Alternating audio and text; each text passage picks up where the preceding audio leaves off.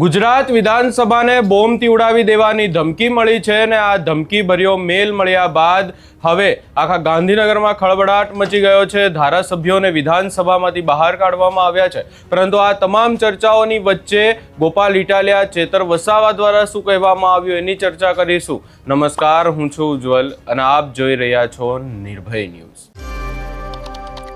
આ પહેલો એવો કિસ્સો ગુજરાતમાંથી સામે નથી આવ્યો કે જ્યાં કોઈ પણ સરકારી પરિસર હોય કે પછી જે શાળાઓ હોય, આ તમામ જગ્યાઓને આના પહેલાં પણ બોમ્બથી ઉડાવી દેવાની ધમકી મળી ચૂકી છે અને હવે હદ થઈ ગઈ છે, કારણ કે હવે ધમકી મળી છે વિધાનસભાને બોમ્બથી ઉડાવી દેવાની। અને આખી બાબતને લઈ અને અનેક ચર્ચાઓ પણ થઈ રહી છે અને ચર્ચાઓ એટલા માટે પણ થઈ રહી છે કારણ કે હાલ વિધાનસભાનો સત્ર ચાલી રહ્યો છે અને આ વિધાનસભાનો સત્ર ચાલી રહ્યો છે એટલે તમામ મંત્રીઓ, ધારાસભ્યો હાલ ગાંધીનગર હાજર છે અને ગાંધીનગર કરતાં પણ વધારે હાલ જે તમામ ધારાસભ્યો વિધાનસભાનો સત્ર ચાલુ હોવાને કારણે 9 વાગ્યે સત્ર શરૂ થઈ જાય છે એટલે તમામ ધારાસભ્યો અને મંત્રીઓ વિધાનસભામાં હોય છે અને મંત્રીઓ, ધારાસભ્યો વિધાનસભા પહોંચી રહ્યા હતા અને પહોંચ્યા ત્યારે જ એના પહેલાં જ એટલે કે 9 વાગ્યાની પહેલાં આ ધમકીભર્યો મેલ મળ્યો છે અને આખી બાબતને લઈ અને પોલીસનો ચુસ્ત બંદોબસ્ત પણ ગોઠવવામાં આવ્યો છે। ડોગ સ્કોડ્સ, બોમ્બ સ્કોડ્સ પણ પહોંચી ગઈ છે। વધુમાં સમગ્ર બાબતને લઈ અને સૌપ્રથમ ધારાસભ્યો દ્વારા શું કહેવામાં આવ્યું છે એ પણ સાંભળી લઈએ। કોણ ચાખે અને પાંચમની છઠ થવાની છે અને આ ધમકી આપવા વાળા અમને તો માનતા જ નથી આ બધું કાંઈ, પણ છતાં પણ સિક્યુરિટીના માધ્યમથી જે કાંઈ સરકારશ્રીએ પગલાં લીધા છે તો હું માનું છું કે એ વ્યવસ્થિત થેન્ક યુ। બાકી તો આમાં જો પાંચમની છઠ કાંઈ થવાની નથી, આમાં એક બાજુ યુદ્ધ ચાલે જ છે, સમજ્યા કે નહીં? અત્યાર સુધી શાળા સુધી આ બોમ્બની ધમકી હતી, સરકારી ઓફિસો સુધી હતી, અત્યારે વિધાનસભા સુધી પહોંચી છે। પોલીસ આ આરોપી સુધી પહોંચે, શું કહેતું, કઈ રીતે તપાસ નક્કી પહોંચશે? અને હું તો માનું છું કે આ જે કોઈએ આવો ઈમેલ મોકલાવ્યો હશે એ સાયબર ક્રાઇમ દ્વારા પણ આને તપાસવામાં આવશે અને હું માનું છું કે આના પર નક્કર પગલાં લેવામાં આવશે, એમાં કંઈ મૂકવામાં નહીં આવે। વિધાનસભાના પગથિયા ચડ્યા, પાછા વર્યા શું કહેશો?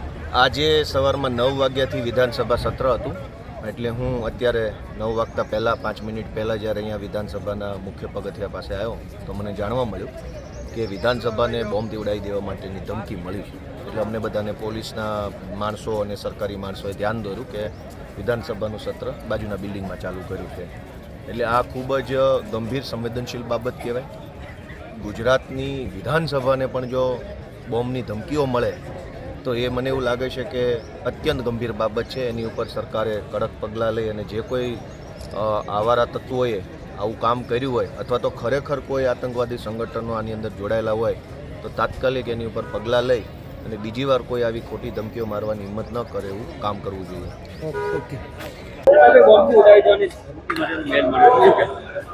જે પ્રકારે ગુજરાતમાં રોજબરોજ કોલેજો, શાળાઓ, કોર્ટો રોજની ધમકીઓ મળે છે, આજે તો વિધાનસભાને બોમ્બથી ઉડાવી દેવાની ઈમેલ થકી ધમકી મળી છે, ત્યારે મારે ગુજરાત સરકાર અને ગૃહ વિભાગને વિનંતી છે, આધુનિક ટેકનોલોજી છે આપણી પર, આટલા મોટા ટેકનિક મિકેનિઝમો છે, તો આવા લોકોને પકડીને એવા દાખલા બેસાડવામાં આવે કે રોજે રોજ ધમકીઓ જે મળે છે એ અટકી જાય।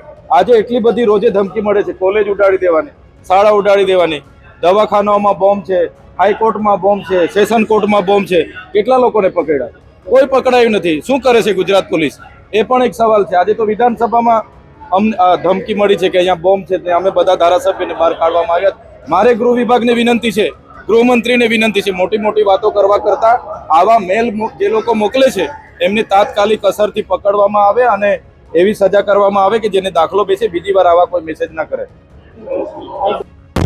હવે જે બોમ્બની ધમકી મળી રહી છે વિધાનસભાની અંદર મળી રહી છે, ધારાસભ્યોને ખાલી કરાવાયું છે, કર્મચારીઓને ખાલી કરાવાયું છે, ઈમેલથી આ ધમકી મળી રહી છે, કઈ રીતે જુઓ છો આપ?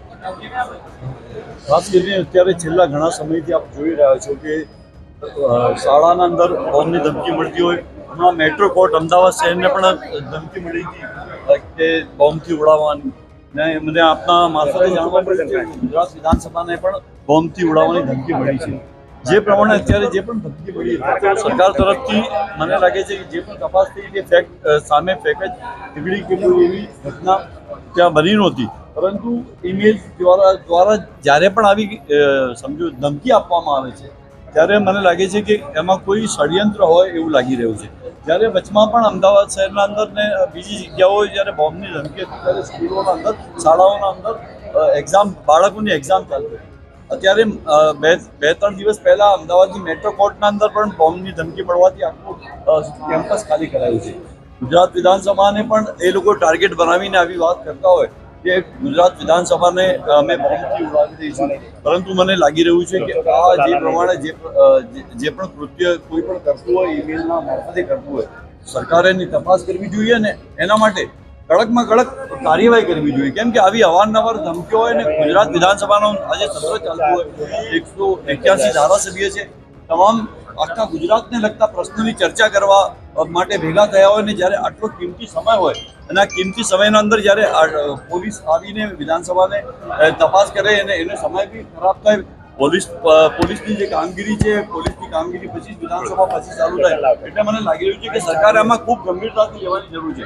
આપણે વાતો કરીએ છીએ કે ભાઈ અમારા પાસે દરેક વિભાગના માણસો સક્ષમ છે, પરંતુ મને લાગી રહ્યું છે કે જે આ પ્રમાણેની ગુજરાતમાં અંદર ઘટનાઓ બની રહી છે તેનું ગુજરાતના જે મંત્રીઓ છે, ગુજરાત રાજ્યના મુખ્યમંત્રીને ખાસ મારી વિનંતી છે અને ગુજરાત રાજ્યના ગૃહ રાજ્યમંત્રી હર્ષ સંઘવીને પણ મારી વિનંતી છે કે આ પ્રમાણે જ્યારે વિધાનસભાના અંદર વિધાનસભાના ધારાસભ્ય સેફ ના હોય ત્યારે ગુજરાતની પ્રજા કેવી રીતે સેફ રહેશે? જ્યારે આવી ધમકીના અંદર આપણે મળે કશું બી નહીં, પરંતુ જ્યારે લોકોના અંદર એક મેસેજ રોંગ જાય છે એ ખાસ આપણે જોવું જોઈએ. Okay sir. સભાને એક ધમકી મળી હતી બોમ્બ છોડાવી, કઈ રીતે આ ધમકી આપવામાં આવી હતી, આપણે કઈ રીતે તપાસ આગળ આજ સવારે 8:30 વાગ્યાની આસપાસ વિધાનસભા ઈમેલ આઈડી ઉપર એક ઈમેલ આવ્યા છે. આમાં બોમ્બ બ્લાસ્ટની ધમકી મળેલું છે. પછી પોલીસ એસઓપી મુજબ આખું વિધાનસભા પરિસર ચેક કરવામાં આવેલ છે. 3 BDDS ટીમ દ્વારા આખું પરિસર ચેક કરાવીને 10 વાગે વિધાનસભા શરૂ કરવામાં આવેલ છે. જો ઈમેલ આવ્યા છે એની વિરુદ્ધ ગુના દાખલ કરવામાં આવશે અને તપાસ કરીને આગળ તપાસ વધશે. તપાસ જે જોડાઈ છે અન્ય એજન્સીઓ પણ તપાસની અંદર જોડાઈ છે. હવે તો પહેલે ગાંધીનગર પોલીસ ગુના દાખલ કરશે, પછી ડીજી સાહેબ નક્કી કરશે કે કઈ એજન્સી સાથે જોડશે.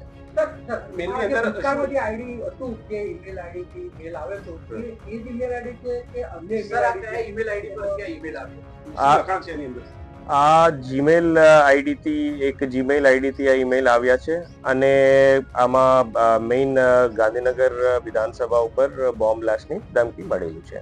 કઈ ભાષામાં લખાણ છે, કેટલી લાઇન્સ છે, અંદર કેટલા પેરેગ્રાફ છે અને શબ્દો કયા?